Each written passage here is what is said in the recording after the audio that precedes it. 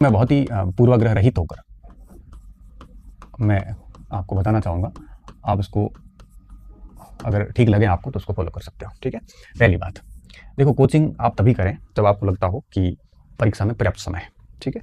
क्योंकि coaching classes मान लो कोई भी सब्जेक्ट हो 700-800 घंटे से कम तो क्लासेस होती नहीं है, क्लियर सी बात है। मेरे जैसे हिस्ट्री का कोर्स है तो उसमें 600-700 घंटे हो गए, आराम से हो गए, ज़्यादा ही हुए। तो एक तो पर्याप्त समय हो, परीक्षा में पर्याप्त समय होना बहुत ज़रूरी है। 1 साल कम से कम कह रहा हूँ, अगर 1 साल का समय हो परीक्षा को लेके तब आप कोचिंग क्लास की तरफ जा सकते हैं, पहली बात। दूसरी बात, आप अगर बिल्कुल नए हैं, आपको लगता है कि विषय को समझने में थोड़ी कठिनाई हो रही है, आपको नहीं पता क्या करना कैसे है, तो आप अगर नए स्टूडेंट हैं तो आप जा सकते हैं। तीसरी बात, अगर आपको अपना विषय बड़ा जटिल लग रहा है, अगर जटिलता नजर आ रही है, आपको लग रहा है कि बहुत कॉम्प्लिकेट हो रहा है, तो जा सकता है, क्योंकि शिक्षक काफ़ी चीज़ों को आसान कर देता है। किताब और शिक्षक में यही फ़र्क होता है। किताबें क्या करती हैं, 10 किताबों से फैक्ट लेके इकट्ठा करके रखती है। शिक्षक क्या करता है, 8-10 किताबों से फैक्ट लेके अभिव्यक्त करता है। शिक्षक बोलता है, किताब बोलती नहीं है। शिक्षक to the point limited content देता है, किताब सब कुछ लिख देती है। शिक्षक ये बता देता है क्या पढ़ना है, क्या नहीं पढ़ना है, कैसे पढ़ना है, किसको कितनी तवज्जो देनी है। किताब बोलती नहीं है, किताब सब लिख देती है। उसको लगता है कि आपको जैसा पढ़ना वैसा पढ़ो। किताब को आप जितनी बार पढ़ोगे उतनी नई समझ विकसित होगी, नई तथ्य मिलेगी।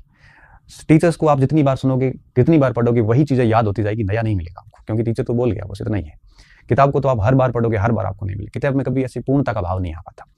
तो ये सारी चीज़ें होती हैं। अगर विषय जटिल लग रहा है तो क्लास ले सकते हैं आप। साथ में अच्छा, पुराने स्टूडेंट हैं तो कोई भाग ले सकते हैं, पूरा कोर्स पढ़ने की बजाय सेगमेंट को पढ़ सकते हैं, मतलब वो ऑनलाइन और उसको दोनों को साथ में लेके भी कर सकते हैं। अच्छा, कई बच्चे ऐसे होते हैं जिनको ऑनलाइन क्लासेस ऑफलाइन वगैरह देखना अच्छा नहीं लगता, तो वो किताबें भी पढ़ सकते हैं। देखो दोनों चीज़ें समान है और दोनों में प्रश्न लगभग सेम रहते हैं। अब बात ये आपकी रुचि किसके ऊपर होती है। पर्याप्त समय हो, नए विद्यार्थी हैं आप, विषय जटिल लग रहा हो, कोई भाग समझ में नहीं आ रहा हो, तब आप है वो कोचिंग की तरफ जा सकते हैं। अब कोचिंग में भी आपके पास 2 विकल्प होते हैं। आजकल क्या 2 विकल्प हैं, ऑफलाइन भी है, ठीक है, और ऑनलाइन भी है। अब इसमें क्या कर सकते हैं आप, देखो ऑफलाइन और ऑनलाइन की अगर बात करें, अगर आपके पास ऑफलाइन सुविधा है तो ऑफलाइन ज्वाइन कर लीजिए। ऑफलाइन और ऑनलाइन की बात करूँ तो इसमें सामग्री अधिक होती है। क्यों? क्योंकि ऑफलाइन में क्या होता है, कई सारी मुद्दों पर शिक्षक बातें खूब कर लेते हैं। ऑफलाइन में हम लोग करते ही, हम लोग 1 घंटे की ऑफलाइन क्लास को पढ़ाने के लिए 15 मिनट या 20 मिनट मेहनत करते हैं, ऑफलाइन क्लास हो जाती है। घंटे की ऑनलाइन क्लास लेनी है हमें 2 घंटे पढ़ना पड़ता है। तो इसमें सामग्री अधिक होती है, इसमें सामग्री तुलनात्मक रूप से कम होती है, पहली बात। दूसरी बात, ऑनलाइन में क्या होता है, ऑनलाइन में थोड़ी आंखों की सही दिक्कतें आ जाती है, इरिटेशन हो जाता है, ये चीज़ें जो है वो आपकी थोड़ी सी समस्या उत्पन्न होती है, ठीक है। ऑफलाइन में ये समस्या बिल्कुल नहीं होती है। समस्या होती है जैसे आंखों की समस्या होती है, कई बार कई सारी चीज़ें होती हैं। लेकिन ऑनलाइन क्या होता है, थोड़ा कन्वीनियंट होता है, सुविधाजनक होता है। सुविधाजनक इसलिए कि 10 दिन कहीं इमरजेंसी में बाहर चले गए तो आप वापस सारी क्लासेस देख सकते हैं। कोई चीज़ अगर समझ में नहीं आती है तो उसका क्लासेस आप वापस ऑन कर सकते हैं, कंटेंट वगैरह सारी चीज़ें ठीक मिल जाती है। साथ में क्या होता है कि आप अपने विषय के बेस्ट शिक्षक से पढ़ सकते हैं, आपको कहीं भी जाने की ज़रूरत नहीं होती। साथ साथ में फीस भी इसकी रिजनेबल होती है, और भी कई सारी सुविधाएं ऑनलाइन दे देता है, क्योंकि जैसे महिलाएं वगैरह शहर से बाहर नहीं भेजते, तो उनके लिए ऑनलाइन विकल्प आजकल काफ़ी ठीक हो गया है कि घर बैठे बैठे भी आराम से जैसे उनको टाइम मिलता है कन्वीनियंट होकर आराम से पढ़ सकते हैं। ऑफलाइन में थोड़ा आना जाना थोड़ा महंगा भी हो जाता है ना। तो और जबकि ये काफ़ी सस्ते हैं और आराम से पढ़ा जा सकता है। हालांकि डेटा वेटा यूज़ करके लास्ट में बात बराबरी पड़ती है। ऑफलाइन के लिए फिर शहरों में रहना करना काफ़ी समस्याएं हो जाती है, और फिर कई बार कोर्स भी पूरे नहीं हो पाते, क्योंकि टीचर 2 से 3 घंटे से ज़्यादा पढ़ा नहीं पाता, और 2-3 घंटे में 1 डेढ़ साल कोर्स चलता है। ऑनलाइन में क्या होता है कि शिक्षक एक्स्ट्रा टाइम पे भी क्लास लेके भी दे सकता है, तो ये काफ़ी फायदे और दोनों है। बाकी ऑफलाइन क्लास बेस्ट मानी जाती थी, लेकिन आज के दौर में कुछ स्थितियों में ऑफलाइन क्लास फायदेमंद भी है, कुछ नुकसानदायक भी है। अब दिक्कत कहाँ आती है कि शिक्षक को चुने कैसे, कौन से शिक्षक को चुने, ये भी काफ़ी दिक्कत आती है। तो इसको अगर दिक्कत आती है तो कोई बड़ी बात नहीं, आराम से है वो। आप क्या करें, अपने ऑनलाइन विषय के जो मेन शिक्षक है उन 2-4 शिक्षकों की लिस्ट बना लें, ठीक है। लिस्ट बनाने के बाद में क्या करें, फिर उनके सभी के डेमो देख लो, एक बार फीस मत देखो, डेमो देख लो। डेमो देखें और उसके बाद में थोड़ा सा पुराने विद्यार्थियों से 5-7 विद्यार्थियों से फीडबैक देख लें। फीडबैक ज़रूरी है ना। फीडबैक देख लिया, उसके बाद में आप है वो उसकी विषय वस्तु देखें, उन्होंने जो कंटेंट दिया है क्या वो आपके परीक्षा में पिछले पेपर्स में वो सफिशिएंट रहा है कि नहीं। ऐसा नहीं है कि आप उस पूरे कंटेंट को बढ़िया तरीके से तैयार कर रहे हैं और उसके बाद में उस कंटेंट से सवाल ही 50-60% आ गए, तो आपकी गलती नहीं है, आप यूं ही फेल हो जाओगे। तो बेहतर ये होता है कि विषय वस्तु की पर्याप्तता देखें कि वास्तव में आप जिससे पढ़ने जा रहे हैं उनका सामग्री पर्याप्त है कि नहीं है। अगर सामग्री पर्याप्त नहीं है तो बेहतर है कि अभी से कोई दूसरा विकल्प देखें। साथ साथ में आप ये भी देखें कि लिस्ट बना दी, सभी के डेमो देख लिए, फीडबैक देख लिए, विषय वस्तु देख ली, और उसके बाद में ये देखें कि उनका अभिव्यक्ति कौशल कैसा है। शिक्षक जो पढ़ा रहा है वो बातें आपको समझ में आ रही है। देखो कम तथ्य देगा तो चल जाएगा, लेकिन अगर उनका अभिव्यक्ति अच्छी नहीं है, विश्लेषण करने की क्षमता अच्छी नहीं है तो आपको समझ में नहीं आएगा। तो बेहतर ये होता है थोड़ा सा उनका अभिव्यक्ति कौशल देख लें कि पढ़ाने की जो क्षमता है, उनकी जो समझाने के तरीके हैं, उनका जो भाषाई दक्षता है वो अगर ठीक है तो भी चल जाता है। साथ साथ में आप है वो इन चीज़ों को देखने के साथ साथ में जैसे अभिव्यक्ति देख ली, विषय वस्तु देख ली, फीडबैक देख लिया, सारे डेमो देख लिए, 2-4 लिस्ट में ये सारा है वो करके देख लिया। ये देखने के बाद में फिर आप है वो शिक्षक को चुन सकते हैं कि हाँ अब ये ठीक है। हाँ ये भी चीज़ ये भी देखें, कई सारे शिक्षक क्या होता है टू द पॉइंट बात करने वाले वो तो ज़्यादा बेहतर रहता है। क्यों टू द पॉइंट? क्यों मैंने ये भी देखा है कि ऑनलाइन दुनिया में क्या होता है कि शिक्षक है वो बातें अधिक और कंटेंट कम देते हैं। 1 घंटे की क्लास में 15 मिनट का कंटेंट आएगा और 45 मिनट की बातें आ जाती। कृपया करके ऐसे बचें, क्योंकि परीक्षा में बातें नहीं आएगी, परीक्षा में कहानियां नहीं आएगी, परीक्षा में फालतू की गप्पें नहीं आएगी, परीक्षा में कंटेंट आता है। शिक्षक चुनते वक्त ये हमेशा ध्यान रखें कि वो टू द पॉइंट बात करता हो, निरर्थक बातें करने वालों से बचें। क्यों? क्योंकि ये लोग आपका समय भी खराब करेंगे। आप उस समय तो खूब मजा आएगा, लेकिन एग्जाम हॉल में फिर पता चलेगा कि गलत डिसीजन था ये।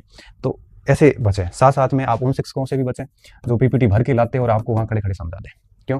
फिर आपका ध्यान पूरा पीपीटी पे पड़ा रहेगा, आपको अंडरस्टैंडिंग। कम से कम शिक्षक ऐसे शिक्षक से पढ़ें जिसका बोर्ड खाली हो, और फिर साथ साथ में ये भी देखें कि उस बोर्ड पे मैप वगैरह के अलावा या कोई मॉडल है उसके अलावा या कोई तालिका वगैरह है इसके अलावा कुछ ना हो। ठीक है। बाकी अगर पूरा बोर्ड भर के और पढ़ा रहे हैं तो आप ना तो ठीक तरीके से बच्चों के साथ न्याय कर पा रहे हैं और ना आप उनको ठीक तरीके से सीख पाओगे। तो फीस के चक्कर में आके इन सारी चीज़ों को आप इग्नोर मत करें। ये सारी चीज़ें थोड़ी देख लें, 2-4 दिन लगेंगे लेकिन कोई फर्क नहीं पड़ता। पूरे आश्वस्त हो जाओ, फिर उनसे बात करें, शिक्षक से या शिक्षक की टीम से बात करें। उसके बाद में जैसे संतुष्ट हो जाते हैं तब आप उसको ले सकते हैं। ठीक है। फिर कम से कम अगर आप इन ऑनलाइन सामग्री के साथ जाते हैं तो आप इतनी अध्ययन के बाद आप आश्वस्त तो हो ही जाएंगे कि और कंटेंट पढ़ना है कि नहीं पढ़ना है। ये सारी चीज़ें तय कर लें, उसके बाद में आप कोई भी क्लासेस जाके ज्वाइन कर सकते हैं। ठीक है। इन चीज़ों का स्पेशली ध्यान रखें, क्योंकि आजकल क्या मार्केट में शिक्षकों की अधिकता है, किताबों की अधिकता है, निर्णय निर्माण में दिक्कत सच में इसी वजह से आ रही है। ठीक है।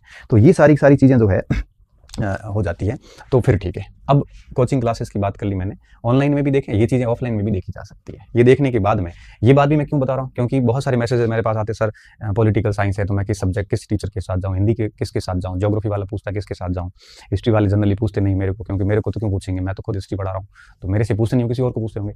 तो आप है वो इन चीज़ों का ध्यान रखते हुए फिर आपको पसंद आ जाए तो चले जाइए। और फिर अगर एक बार मैं मानता हूँ कि कोचिंग में किसी पार्ट को पढ़ते हैं फिर उसकी किताब ना पढ़ें, क्योंकि फिर क्या होगा, फिर दोनों का कोई मतलब नहीं है। इसलिए शिक्षक पहले से ऐसा चुने कि आपको दोनों में से एक विकल्प उपलब्ध करवा दें कि भाई अब आप बुक्स छोड़ के उसके ऊपर जा सकते हैं। ठीक है। तो ये देखो अध्ययन सामग्री हो गई और अध्ययन सामग्री चुन कर ली गई। अब आता है लास्ट बिंदु, अध्ययन सामग्री चुन ली गई है और अब रेडीमेड नोट्स से बचें। रेडीमेड नोट्स जितने भी होते हैं उससे बचें। क्यों? क्योंकि न तो इसमें आपको पूर्णता का आभास होता है, ना आपको कॉन्फिडेंस आता है और ना आपको कभी ये लगेगा कि नहीं हो गया, क्योंकि कई बार रेडीमेड नोट्स में गलती होती है, उसको सुधारने वाला कोई नहीं, आपको हर तथ्य पे शंका हो जाएगी।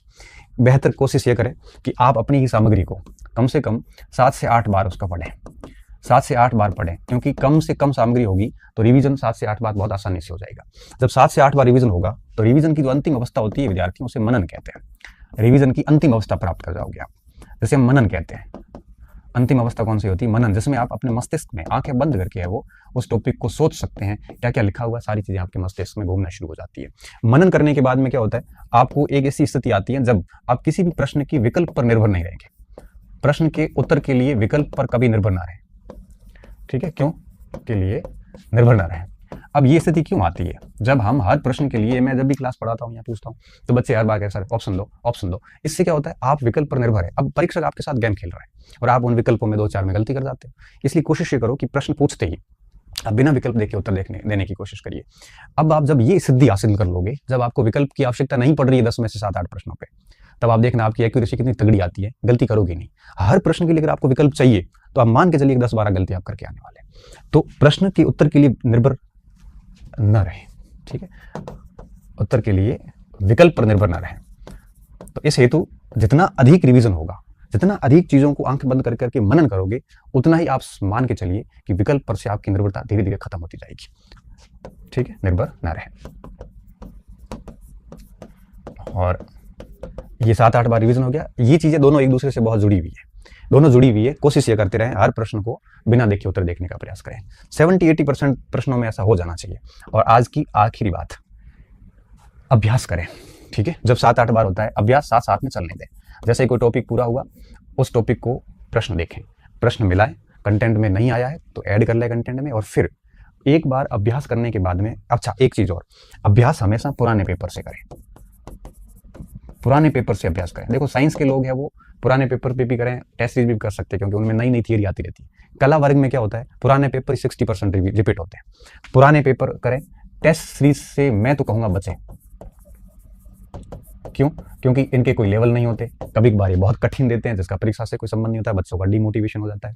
कई बार ये आपके बहुत सिंपल सा देते थे, कई बार उलझुल जुलूल तथ्य देते थे प्रश्नों की अध्यक्ष, क्योंकि 50-50 टेस्ट लेते थे, सवाल कहाँ से बनाए, कुछ भी पूछ लेते हैं, फिर इनकी गलतियां भी त्रुटियां भी बहुत होती है। ऐसी स्थिति में टेस्ट सीरीज की बजाय आप पुराने पेपर लेके आ जाए, 20-30 सालों के, आजकल मार्केट में खूब आते हैं किताबें, उनका एक एक प्रश्न का डीपली स्टडी करें, कहाँ से पूछा गया। जैसे ही एक टॉपिक के प्रश्न पढ़े उसके बाद उस टॉपिक की थियरी आप वापस पढ़िए। एक बार थियरी पढ़ी, फिर प्रश्न पढ़िए, फिर वापस थियरी पढ़िए। तब आप देखोगे तो जब आप वापस थियरी पढ़ रहे होंगे तो जैसे ही पुराना प्रश्न पूछा हुआ होता है ना, वो वहां पे वो कंटेंट जैसे ही आएगा आपका दिमाग एकदम एक्टिव हो जाएगा, आप उसको और गौर से देखोगे, फिर दिमाग में हाँ ये सवाल है, वो पिछली परीक्षा में पूछा गया था। तो अभ्यास कैसे होता है, पहले सामग्री पढ़ी, जैसी सामग्री पढ़ी फिर प्रश्न देखो, प्रश्न किए पुराने प्रश्न करने के बाद वापस सामग्री देख लो एक बार। ये कम से कम 6-7 महीने की तैयारी के बाद स्थिति आएगी। सामग्री फिर पढ़े। अब इससे क्या होगा, देखो जब यहां पढ़ रहे होंगे, ये इसलिए पढ़ा था ताकि प्रश्न कर सके, प्रश्न करने के बाद वापस इसलिए पढ़ रहे हैं ताकि पुराने प्रश्न आए ना वो बिंदु आप और कंठस्थ करो, क्योंकि 70-60% पेपर रिपीट होता है और इतनी घटों नहीं रहती।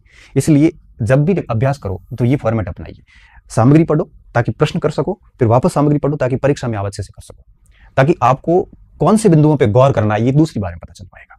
तो इस तरह से पुराने पेपर को लाएं और खूब सारा अभ्यास करें। और अभ्यास जो है ये इस रिवीजन के साथ में चलने दें, दोहराव के रिवीजन के साथ चलने दो आप, ठीक है, साथ चलने दें। देखो कोई भी विषय ठीक से तैयार करने में 1 साल आराम से 8-10 महीने लग जाते हैं। अगर आप डबल मेहनत करते हैं तो थोड़ा सा जल्दी भी कर लेते हैं, ठीक है। जितना ज़्यादा अभ्यास करोगे उतनी आप में परिपक्वता आएगी। क्या आएगी? परिपक्वता। देखो मैच्योरिटी बहुत ज़रूरी होती है। परीक्षा हॉल में अगर आप मैच्योर नहीं है तो आप में गलतियां हो जाती है। एक तरफ ज्ञान है, एक तरफ परिपक्वता है। ज्ञान अधिक है, परिपक्वता नहीं है, तो परीक्षा हॉल में आप गलतियां करोगे और आप ऐसे प्रश्न अटेंड करोगे जो नहीं करने थे, जो करने थे उसको अटेंड करोगे नहीं। ये क्या है? ये अपरिपक्वता है, ये मैच्योरिटी का अभाव था। ज्ञान तो पूरा था लेकिन परिपक्वता के अभाव में आपने गलतियां करी, इसलिए आप बाहर हो गए। कुछ बच्चे ऐसे होते हैं जिसके पास ज्ञान तो सामान्य होता है लेकिन परिपक्वता बढ़िया होती है, तो वो क्या करते हैं, क्या कौन से करने हैं, कौन से नहीं करने हैं, किस तरह से उत्तर करने हैं, जल्दबाजी नहीं करनी, वो सेलेक्ट हो जाते हैं। ज्ञान नहीं है, कोरी परिपक्वता तो काम की नहीं है। आपके पास में नॉलेज भी होना चाहिए। नॉलेज कब आएगा? जब 7-8 बार पढ़ोगे। परिपक्वता कब आएगी? जब आप अभ्यास करोगे। तो अगर ये दोनों चीजें बेस्ट स्तर पे हैं तो आपको कोई बार कर नहीं सकता। हम अभ्यास करते नहीं, कई बार ये नॉलेज तो हासिल कर लेते हैं लेकिन अभ्यास नहीं करते। तो ज्ञान और परिपक्वता ये दोनों चीजें होनी बहुत जरूरी है। परीक्षा में आप कई बार ऐसे स्टूडेंट देखते होंगे जिन्होंने खूब मेहनत करी। ज्ञान किससे आता है? ये आता है आपके सिलेबस पूरा करके 5-6 बार रिवीजन करने से नॉलेज बढ़ता जाता है। और परिपक्वता कब आती है? लगातार अभ्यास करने से। अभ्यास ऐसे नहीं कि प्रश्न देखा और फिर ऑप्शन देख लिया, उत्तर क्या है इसका, फिर वापस प्रश्न देखते हैं। कई बच्चों को मैंने ऐसे भी देखा है, पेपर लेके आगे पुराने, अब पहले ऑप्शन देखते हैं। जैसे मान लो ये प्रश्न आया कि मौद्रिक नीति कौन जारी करता है, अब आपने पहले इधर देखा डी उत्तर है, फिर आता आरबीआई, हाँ ये तो मुझे आ रहा था। ये ऐसी परिपक्वता नहीं आएगी। प्रश्न बेहतर तो क्या होता, अव्वल ये होता कि प्रश्न देख के आप कहते हैं कि मौद्रिक नीति कौन जारी करता है, आरबीआई करती है, फिर देखते हैं हाँ आरबीआई पढ़ा, फिर उत्तर देख लो हाँ आरबीआई है। ये ऐसे तरीका करिए आप, ठीक है। तो ज्ञान और परिपक्वता ये दोनों होनी बहुत जरूरी है, तब जाके आप परीक्षा में बहुत अच्छी तरीके से सफल हो सकते हैं। कई बच्चों के पास रिवीजन खूब कर लिया, ज्ञान खूब है लेकिन अभ्यास किया नहीं, मैच्योरिटी आई नहीं। पेपर हॉल में जो 10 सवाल छोड़ने थे वो भी कर लिए, जो नहीं छोड़ने थे वो छोड़ दिए। ऐसी गलतियां छोटी सी हो जाती है। परीक्षा हॉल की गलतियां दरअसल ज्ञान की कमी कारण नहीं होती है, मैच्योरिटी की कमी कारण होती है।